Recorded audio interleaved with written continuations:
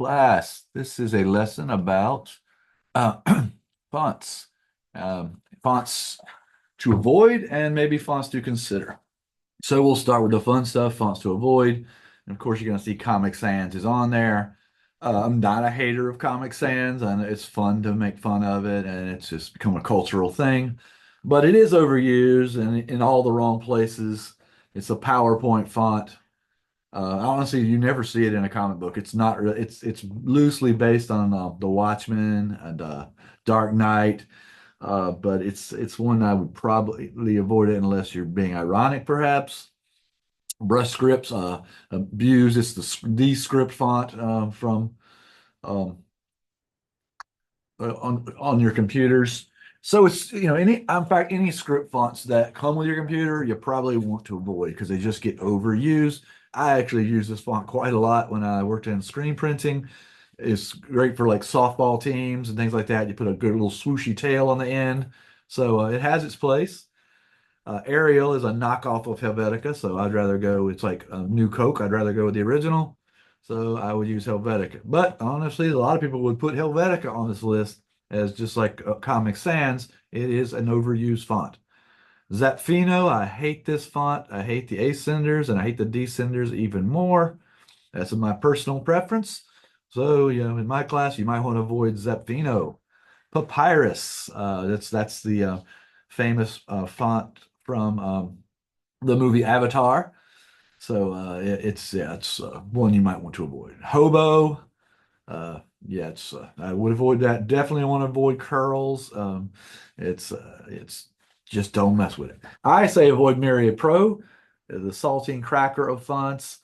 For one thing, it's like the default font in Illustrator. So to me, it says I didn't even try to look at another typeface. So I'm going to ask you not to use Myriad Pro. It's not bad, but there's something out there that's probably better. Bleeding Cowboy, don't use that. London, you're never going to use that. This is a typeface somebody created. They got paid $625,000 to brand the London Olympics. I don't even know if you could find that typeface. New Line, Inline, it looks that Jurassic Park typeface, and Chalk Duster. So these are my personal lists. I could probably add some more to this. I'm guarantee I could add more to this, but these are ones I would say to avoid. Now let's get into this is sans serif fonts to consider. And the default is Helvetica, but there's others out there. Okay, so and some really famous typefaces, and we will start with, let me zoom in a little bit here. Zoom, here we go. We got our Frutiger, developed as a directional system for the new Charles de Gaulle Airport in Paris. And you can see they used it here. So, and a couple of examples where it's been used professionally.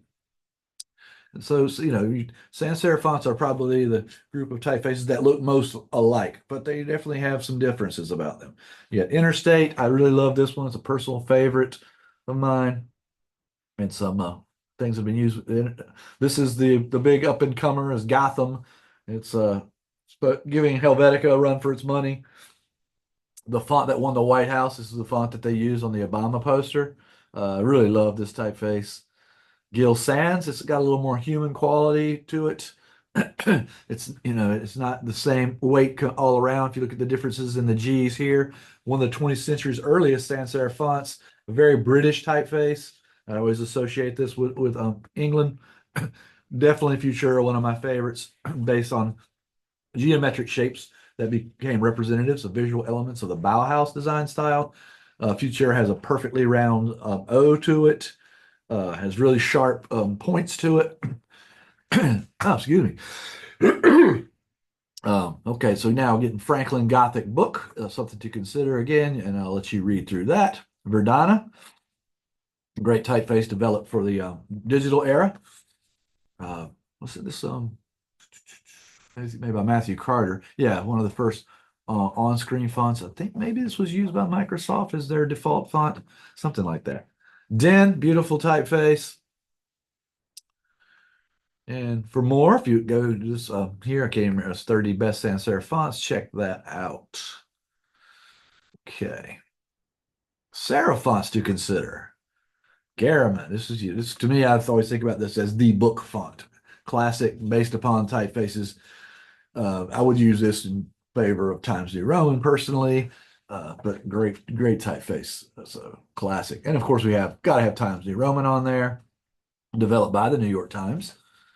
And again, you can read through that. Bembo, another good typeface. And again, both these lists probably, or all these lists probably could be very updated. Of Caslon, you know, beautiful in italics. Latino, Baskerville, another classic font developed in 1757. Bookman Old Style. And so we've got a more of a sort of a slab serif areas here. Of course, not necessarily here. They've got a little curvature to them, but heavier font. Of course, here's a light version of it here. Now, these are the Dido. I love Dido. And this is one of these fashion fonts where you have a modern, we call it a modern font, very thick and thin areas to it. It's a very sexy font. I love this example here showing examples of fashion magazines using Dido, which they do, and then here is an example of them using Cooper Black, and it's just totally reads differently. So it's just a good example of how type matters. And Bodoni is basically Dido. Honestly, very similar to, in fact, here is the differences of Dido and Bodoni. Got the overlay here, so they're quite similar in nature. Trajan is known as the movie poster font because so many movie posters use Trajan. Trajan is an all caps font. It honestly does work really good a lot, but it is all caps. Be careful, don't overuse this one. So that is it for a little video about typefaces to use and to avoid. Thank you. Bye.